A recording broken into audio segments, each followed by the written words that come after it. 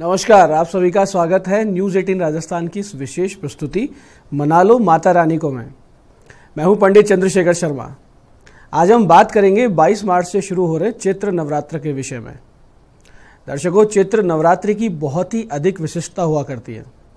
ये वो तिथि है जब ब्रह्मा जी ने सृष्टि का निर्माण शुरू किया था। ये 9 रात्रियाँ ऋतुओं का संधि काल, जिनका बहुत ही बड़ा आध्यात्मिक महत्व है। ये काल है देह और मन को शोधित करने का। ऋतुओं के संधि काल में देह के भीतर एकत्रित विष को उपवास द्वारा और मन में उत्पन्न नकारात्मकता को साधना के द्वारा समाप्त कर देने का नाम ही नवरात्रि है। ये 9 दिन साधक को शक्ति संपन्न कर देते हैं, जिससे वो संसारिक और आध्यात्मिक दोनों पथों पर दृढ़ता से आगे बढ़े। दर्शकों, नवरात्रि शक्ति उपासना का समय है। शक्ति जिसके बिना शिव भी शव के समान है, जो मूल है हर क्रिया की, और वो प्रकृति है जिसके होने से हर किसी का अस्तित्व है। वो शक्ति जो हमारे भीतर भी है, लेकिन सुप्त अवस्था में। उस शक्ति को साधना से जागृत करने की प्रक्रिया ही ये नवरात्रि है। नवरात्रि 4 हुआ करती है, 2 प्रकट और 2 गुप्त, यानी गुप्त नवरात्र। प्रकट नवरात्रि चैत्र और आश्विन नवरात्र होती है। तो चैत्र नवरात्र को शयन और आश्विन नवरात्र को बोधन नवरात्र कहा जाता है। इस बार के चैत्र नवरात्र बहुत से विशिष्ट योग लेकर आ रहे हैं। ये नवरात्र आपकी किस्मत को पूरी तरीके से पलट सकने में सक्षम है, तो इसका पूरा लाभ उठाइए। इन 9 दिन में 4 तिथियों पर कुल 8 विशेष योग बनने जा रहे हैं। जैसे कि प्रतिपदा और द्वितीया पर 3-3 योग बनेंगे। इसके अलावा तृतीया और अष्टमी तिथि पर 1-1 योग बन रहे हैं। उत्तर भाद्रपद नक्षत्र प्रतिपदा की तिथि के मिलने से शुक्ल योग का निर्माण हो रहा है। ये योग सूर्योदय से पूर्वान्ह 9 बजे से 9:18 तक विशेष रूप से रहेगा। इसके बाद में ब्रह्म योग है। ये ब्रह्म योग 23 मार्च सुबह 6:16 तक रहने वाला है। वहीं दोपहर में 1:26 से इंद्र योग प्रारंभ होगा। इस तरह से चैत्र नवरात्र के प्रथम तिथि पर 3 शुभ योग बनेंगे। फिर द्वितीय तिथि पर 23 मार्च को सर्वार्थ सिद्धि, मंगल और यश योग बनने जा रहे हैं। वहीं तृतीया और अष्टमी को त्रिपुष्कर योग और मालव्य योग बने रहेंगे। ज्योतिष की दृष्टि से भी देखें तो सर्वार्थ सिद्धि योग कार्यों की सिद्धि से संबंधित रहता है, यानी इसमें सारे कार्य सिद्ध होते हैं। विवाह आदि कार्य में जो कोई बाधा आ रही है, ऐसे दोष की निवृत्ति के लिए इस योग में विशिष्ट साधना, पूजा, ये सब किए जा सकते हैं। इस बार नवरात्रि के पर्व के दौरान 4 सर्वार्थ सिद्धि योग और अमृत सिद्धि योग का योग बना हुआ है। इनमें 23 मार्च गुरुवार को प्रातः 6:32 से सर्वार्थ सिद्धि योग है। 24 मार्च को सर्वार्थ सिद्धि योग दिन भर रहेगा। इसी तरीके से 27 मार्च को सुबह 6:28 से 28 मार्च की दोपहर 1:27 तक सर्वार्थ सिद्धि योग रहेगा। वहीं 27 मार्च में अमृत सिद्धि और गुरुपुख्य योग भी बनेंगे। ये बहुत ही विशिष्ट योग है। इसमें कोई भी कार्य करते हैं वो सिद्ध होते हैं, साधना सिद्ध होती है। किसी प्रकार का कोई शुभ मंगल में कार्य करते हैं तो उनमें भी विशिष्ट लाभ हमें मिलते हैं। और ऐसे विशेष संयोग में ग्रहों के स्वामी सूर्य, चंद्रमा, गुरु, बुध और नेपच्यून यानी कि वरुण भी एक साथ मीन राशि में विराजमान होंगे, और इनकी सीधी जो दृष्टि है वो कन्या राशि पर रहेगी। इन ग्रहों की युति ज्योतिषीय दृष्टि से बहुत ही शुभ मानी जाती है। मीन राशि में ग्रहों में विराजमान होने से बुधादित्य योग बन रहा है, गज केसरी योग बन रहा है और हंस योग भी बनेगा। मीन राशि पर चंद्रमा, सूर्य और गुरु का ये जो त्रिग्रही युति संबंध बन रहा है, ये ग्रह योग बन रहा है, बहुत ही शुभ रहता है। हालांकि ये संबंध चंद्र की साक्षी से अगले दिन दोपहर तक रहेगा, लेकिन चंद्र गुरु सूर्य का संयोग अपने आप में बहुत ही विशेष हुआ करता है। गुरु आदित्य के साथ चंद्रमा का होना धर्म, अध्यात्म की दृष्टि से बहुत शुभ होता है, पूरे देश के लिए बहुत शुभ है और सभी साधकों के लिए बहुत ही विशेष फल देने वाला है।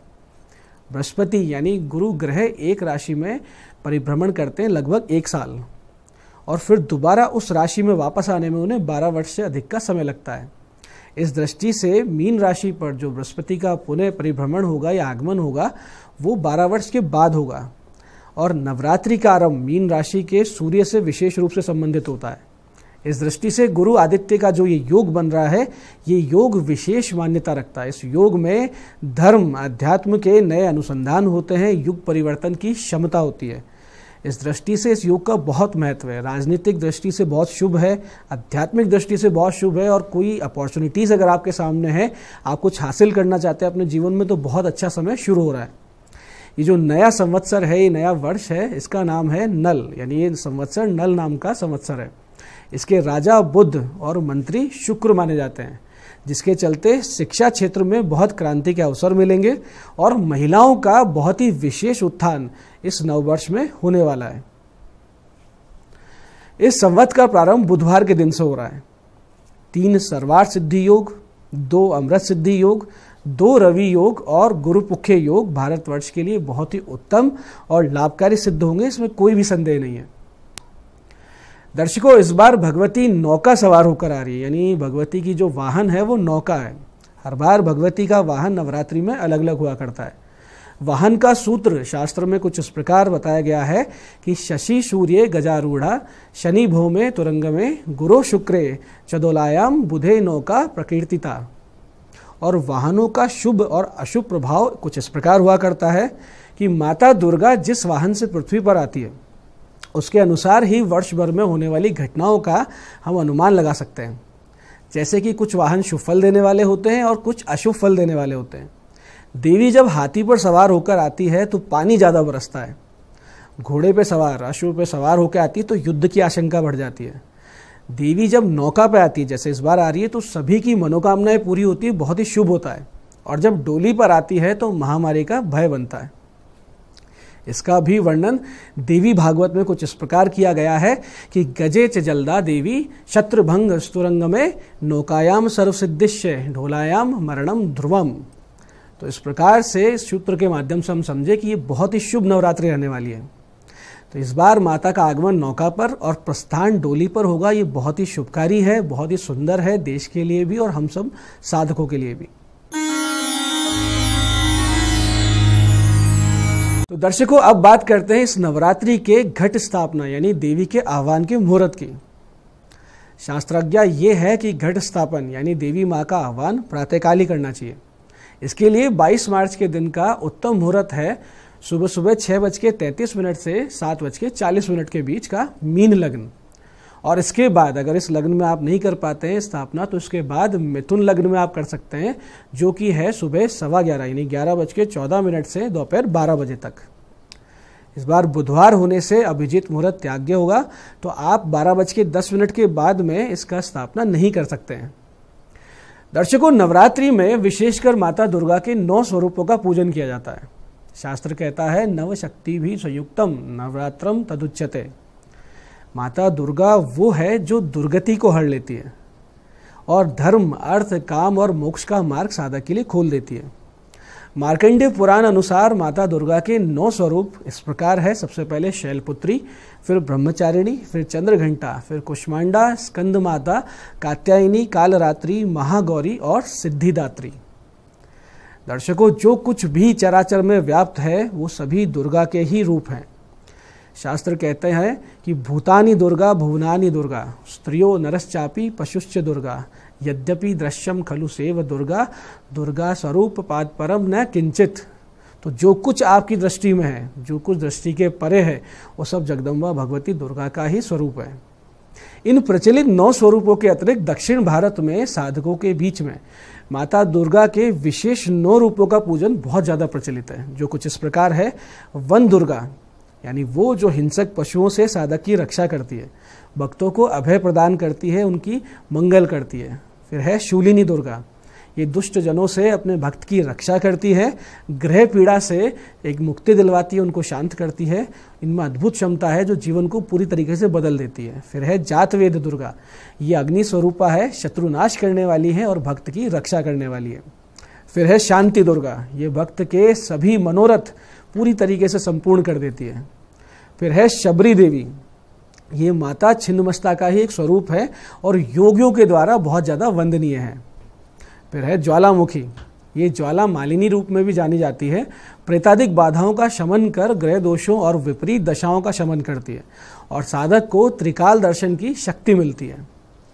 इनके बाद में है लवण दुर्गा, वैवाहिक संबंधों में आ रही परेशानियों का निदान करती है और बहुत ही जल्दी, बहुत तेज गति से प्रेम की स्थापना आपसी रिलेशन में, संबंधों में कर देती है। फिर है आसुरी दुर्गा। आसुरी राई को कहा जाता है, जो हमारे रसोई में हम काम लेते हैं राई, उसको आसुरी कहा जाता है। तो नए होने वाले असाध्य कर्म राई के पंचांग हवन से पूरे हो जाते हैं। फिर है जय दुर्गा। ये रक्षात्मक स्वरूप है, ऋण से निकाल देती है और बहुत जल्दी आर्थिक रूप से सक्षम बनाती है। दर्शकों, माता परम करुणामयी और साक्षात दयामूर्ति और प्रेममय है, परंतु इनकी अधिकांश पूजा उपासना में विशेष विधि, नियम और निषेध रहा करते हैं। माता दुर्गा की आराधना में विशेष सावधानी बरतनी बहुत ज़्यादा आवश्यक हुआ करती है। जैसे आप सबने देखा होगा कि नवाण मंत्र की प्रसिद्धि देखते हुए हर व्यक्ति उसकी साधना करना चाहता है या उसकी जाप करना चाहता है, लेकिन नवाण या कोई भी देवी मंत्र आगमोक्त है और आगमोक्त होने की वजह से ये तंत्र की श्रेणी में आते हैं और बिना गुरु दीक्षा के इन्हें करना शास्त्र द्वारा निषिद्ध है। शक्ति उपासक गुरु द्वारा जो भी देवी मंत्र, स्तोत्र या जो भी कवच आदि आपको उपदेश हुआ हो, मात्र उसी पूजन को गुरु निर्दिष्ट पद्धति के द्वारा किया जाना चाहिए। बाकी सभी जो सामान्य ग्रस्त भक्त हैं वो दुर्गा देवी के 32 नाम या शत नामावली या सहस्त्र नाम कर सकते हैं, या फिर अगर संस्कृत नहीं आती है तो फिर चालीसा के द्वारा उनका पूजन करें। दर्शकों, मंत्र जाप यदि आप कर रहे हैं तो बिना ध्वनि के मात्र होठ हिलाकर उपांशु या मानसिक जाप ही करें। माला सदैव रुद्राक्ष की या स्फटिक की प्रयोग में लाएं। यदि कोई स्तोत्र पाठ कर रहे हैं तो ध्यान रखें कि स्तोत्र को बहुत जोर जोर से या मन ही मन नहीं करना चाहिए। इसको धीरे धीरे स्पष्ट शब्दों के उच्चारण के साथ आत्मसात करते हुए, समझते हुए और भगवती के प्रति पूरी तरीके से समर्पित होकर पाठ करें। निष्काम और मात्र भक्ति के लिए जो पाठ किया जा रहा है उसमें बहुत ज़्यादा विधि विधान की आवश्यकता नहीं होती है, लेकिन अगर आप सकाम अनुष्ठान कर रहे हैं तो सारे विधि विधान और निषेधों का पालन पूरी तरीके से करना चाहिए। जैसे कि वैदिक सूक्त हैं, उनको जैसे अथर्वशीष है, देवी सूक्त है, श्री सूक्त है, इनका पाठ वैदिक विद्वानों को ही करना चाहिए। अन्य को स्मार्थ पाठ करने चाहिए ताकि अशुद्ध उच्चारण से उत्पन्न जो दोष है उससे हम बच सकें। जो पुस्तक लेकर आप पढ़ाई करें, जो भी पाठ करें भगवती का, वो स्थिर आसन पर होनी चाहिए। हाथ में भूमि पे रख के पुस्तक का अपमान बिल्कुल ना करें। सिर पर या अन्य अंग को हिलाते हुए, ऊँगते हुए या बातचीत करते हुए, यहाँ वहाँ देखते हुए अगर आपका ध्यान भटक रहा हो तो पाठ करने का फल बिल्कुल नहीं मिलता है। एक विशेष बात का ध्यान आप सबको रखना है कि अथ और इति शब्द का उच्चारण पाठ के दौरान आपको नहीं करना है। सभी स्तोत्र, पाठ या मंत्र जाप के अंत में क्षमा प्रार्थना आप अवश्य करें और फिर कहें भगवती के सामने, ओम यदक्षरम परिभ्रष्टम मात्राहीनम च यद भवेत तत्सर्वम क्षम्यताम देवी प्रसीद परमेश्वरी। इस प्रकार से क्षमा याचना करके अपनी त्रुटियों का, अपनी मानवीय भूलों के लिए आप अपराध क्षमा मांगे। दर्शकों, नवरात्रि पूजन में कन्या पूजन का बड़ा विशेष महत्व है। प्रतिपदा से लेकर नवमी पर्यंत कुमारी कन्याओं को भगवती का स्वरूप मानकर प्रतिदिन पूजा की जाती है। जैसे कि 2 वर्ष की कन्या कुमारी रूप में, 3 वर्ष की कन्या त्रिमूर्ति रूप में, 4 वर्ष की कन्या कल्याणी के रूप में, 5 वर्ष की रोहिणी, 6 वर्ष की कन्या काली और 7 वर्ष की कन्या चंडिका, 8 वर्ष की कन्या शांभवी और 9 वर्ष की कन्या दुर्गा और 10 वर्ष की कन्या सुभद्रा कहलाती है। इसी स्वरूप में इनकी क्रम से पूजा की जाती है। इस प्रकार का कन्या पूजन क्रम से किया जाए तो निश्चित रूप से बहुत ही विशेष फल की प्राप्ति हुआ करती है। दर्शकों, नवरात्र के 9 दिन विधि विधान से व्रत रखने पे अश्वमेध यज्ञ समान फल की प्राप्ति हुआ करती है।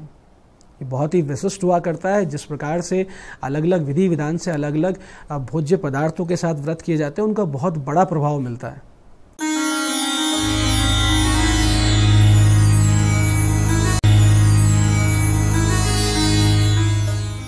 अब हम बात करते हैं शुद्ध और विशिष्ट पूजा विधि की, जो आपके भाग्य को प्रबल कर आपको मां दुर्गा का एक विशिष्ट आशीर्वाद अवश्य दिलाएगी। सर्वप्रथम शुभ मुहूर्त में पवित्र कलश की स्थापना करें। कलश स्थापित करने वाले को सबसे पहले पवित्रीकरण मंत्र पढ़ना होगा, जो कुछ इस प्रकार है। ओम अपवित्रे पवित्रो वा सर्वावस्थाम गतोपि वा ये स्मृत पुंडरीकाक्षम से बाह्याभ्यंतरे शुचि। इस प्रकार जप करते हुए हाथ में कुश और जल लेकर स्वयं को और पूजन सामग्रियों को पवित्र कर लेना चाहिए। पूजन और कलश स्थापना के लिए आपको जो सामग्री चाहिए होगी वो कुछ इस प्रकार है। जौ, चावल, पुष्प, तिल, सप्तमृतिका, सर्वौषधि, शहद, लाल वस्त्र, कुमकुम, पानी वाला नारियल, दीपक, रोली, सुपारी, गंगाजल, पंच पल्लव यानी कि बरगद, गूलर, पीपल, पाकड़ और आम के पत्ते। और ये सब नहीं मिलते हैं तो सिर्फ आम के 5 पत्ते ले लीजिए। सिक्का, पान का पत्ता, चंदन और धूप, ये सारी सामग्री आप इकट्ठी कर लीजिए। इसके बाद में दाएं हाथ में अक्षत, फूल, जल, पान, सिक्का और सुपारी लेकर दुर्गा पूजन का संकल्प करें। संकल्प में आप सब कहें कि यथोपलब्ध पूजन सामग्री भी कार्य सिद्धार्थम कलशाधिष्ठित देवता सहित श्री दुर्गा पूजनम अहम करिष्ये, ये कह के और संकल्प की जो सामग्री है उसको एक पात्र में मंत्र जपते हुए छोड़ दें। उसके बाद में माता दुर्गा के चित्र या प्रतिमा या यंत्र इनके सामने पूर्वमुखी होकर माँ दुर्गा की चौकी पर लाल वस्त्र बिछाएं। माँ दुर्गा के बाईं ओर सफ़ेद वस्त्र बिछाकर उस पर चावल के 9 कोष्ठक नवग्रह के प्रतीक और लाल वस्त्र पर गेहूं के 16 कोष्ठक षोडश मातृकाओं के प्रतीक स्वरूप बनाएं। माता दुर्गा की मूर्ति या चित्र के सामने मिट्टी के ऊपर कलश रखकर हाथ में अक्षत, फूल, गंगाजल लेकर वरुण देवता का आह्वान करें और कलश पर कुमकुम से स्वास्तिक अवश्य बनाएं। फिर कलश में गंगाजल या शुद्ध जल भर के क्रम से चंदन, दूब, पवित्री, सर्वौषधि, पंचरत्न या फिर पंचरत्न ना हो तो 5 सिक्के अर्पित करें। कलश के नीचे मिट्टी में सप्तधान्य और सप्तमृतिका मिलाएं। आम के पत्ते कलश में डालें और कलश में पंच पल्लव डालें और उसके ऊपर लाल वस्त्र लपेट कर एक पानी वाला नारियल रखें। ध्यान रहे कि नारियल का जो मुख है वो अपनी तरफ रहे, ये ना अधोमुखी रखना है ना ऊर्ध्वमुखी रखना है, दोनों तरीके से शुभ नहीं है।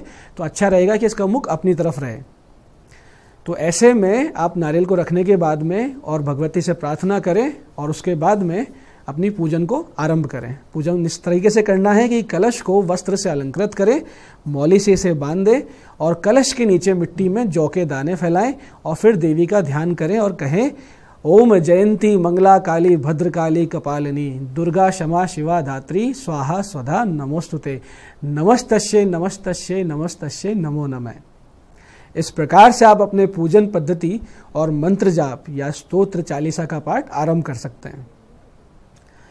दर्शकों, हालांकि 9 दिन के अखंड दीपक का बहुत ही विशिष्ट महत्व होता है, लेकिन अगर आप साधना काल में भी दीपक जलाए रखें तो भी बहुत अच्छा रहेगा। साधना काल में दीपक बुझना अशुभ माना जाता है, तो इसकी विशेष सुरक्षा की आप इंतजाम करके रखें। माता के दक्षिण में घी का और वाम भाग में तेल का दीपक जलाएं। पूजन के साथ साथ यदि आप बिजोरा का अर्घ देवी को देते हैं तो आपको रूप और लावण्य की प्राप्ति होगी, यानी कि आपके व्यक्तित्व का विकास होगा, एक आकर्षण शक्ति जागृत होगी। ऐसे ही जायफल से कीर्ति, प्रतिष्ठा, दाख के अर्घ से कार्य सिद्धि और आंवले से सुख और केले से आयु और वंश वृद्धि होती है। ऐसे यदि आप खांड, घी, गेहूं, शहद, जौ, तिल, बेलपत्र, नारियल, दाख और कदम से होम करेंगे तो आपको सर्व सिद्धि प्राप्त होगी। माता दुर्गा को नित्य के भोग साधारण फल मिष्टान के अतिरिक्त आप प्रतिपदा को घी, द्वितीया को शक्कर, तृतीया तिथि को दूध, चतुर्थी को मालपुआ, पंचमी और षष्ठी को केला और शहद, सप्तमी को गुड़, अष्टमी को नारियल, नवमी को अनाज व खीले, इन सब का भोग लगाते जाते हैं तो धन, धान्य, स्वास्थ्य, सुख, शांति सभी चीज़ों की प्राप्ति आपको निश्चित रूप से होगी। ऐसे ही अगर मनोकामना अनुसार आप और भी छोटे छोटे उपाय कर लेते हैं तो बड़ा आनंद आएगा। जैसे कि चैत्र नवरात्रि के 9 दिन लगातार भगवान हनुमान जी को पान का बीड़ा, 1 अनार, 2 लड्डू, लौंग जोड़ा और तुलसी पत्र चढ़ाइए। ऐसे किसी दुर्गा मंदिर में जाकर लाल रंग की ध्वजा निश्चित रूप से अर्पित कीजिए। इसके अलावा आप माता दुर्गा को ताजे पान के पत्ते पर सुपारी और सिक्के रखकर दुर्गा शतनाम पढ़ते हुए मंदिर में अर्पित करें। बहुत जल्दी आपकी मनोकामना पूरी होगी। ऐसे ही माँ दुर्गा के मंदिर में जाकर उन्हें 5 तरह के सूखे मेवे और लाल चुनरी चढ़ाएं। नवरात्रि के दौरान सोने चांदी की कोई भी सामग्री जैसे स्वास्तिक, ओम, दीपक, हाथी, त्रिशूल, मछली, इस प्रकार की कोई छोटी सामग्री खरीदें और इसे भगवती के चरणों में अर्पित कर दें। आपकी निश्चित रूप से मनोकामना पूरी होगी और जो भी कोई अड़चन आ रही है वो आपके जीवन से दूर होगी। नवरात्रि की समाप्ति पर उस सामग्री को एक साफ गुलाबी रंग के कपड़े में बांधकर अपने धन रखने की जगह पर रखते हैं। फिर देखें चमत्कार, कैसे आपका धन बढ़ता है, कर्जा कम होता है, आय के स्रोत बढ़ते जाते हैं। ये सब साधारण से उपायों से आप अपनी सारी मनोकामना पूरी कर लेंगे, इसमें कोई संदेह नहीं है। दर्शकों, जैसा कि आप जानते हैं कि नवमी के दिन रामनवमी का त्योहार मनाया जाता है, जो कि परमात्मा श्री राम के धरा पर अवतीर्ण होने की तिथि हुआ करती है। इसलिए वैष्णव मार्गी और भगवान श्री राम के उपासक इस नवरात्रि में श्री रामचरितमानस का नवान पारायण किया करते हैं। इसके अतिरिक्त नवरात्रि में भगवान हनुमान जी की पूजा का बहुत ही विशिष्ट फल मिलता है। इसके लिए आप सुंदरकांड के पाठ शुरू कर सकते हैं या फिर हनुमान चालीसा की एक निश्चित संख्या को 9 दिन में पाठ कर सकते हैं। दर्शकों, माता दुर्गा या भगवान श्री राम जिस गुण के प्रतीक हैं वो है सत्यनिष्ठा और वीरता। अपने इष्ट के मंत्र जाप, पूजन, व्रत, इन सब के साथ साथ यदि हम में इष्ट के समान सद्गुणों का भी विकास हो तो ये सही मायने में एक साधना हुआ करती है। आप सभी देवी भक्त, भगवान श्री राम के भक्त अपने में भगवती के समान करुणा, साहस, सत्य को स्थापित करें, सद्मार्ग पे चलें और कुल धर्म और राष्ट्र धर्म की प्रतिष्ठा को अक्षुण्ण रखें। इस मंगल कामना के साथ आप सभी को नवरात्रि की हार्दिक शुभकामनाएं। हमारे इस विशेष कार्यक्रम में बने रहने के लिए बहुत बहुत साधुवाद। जय आदिशक्ति।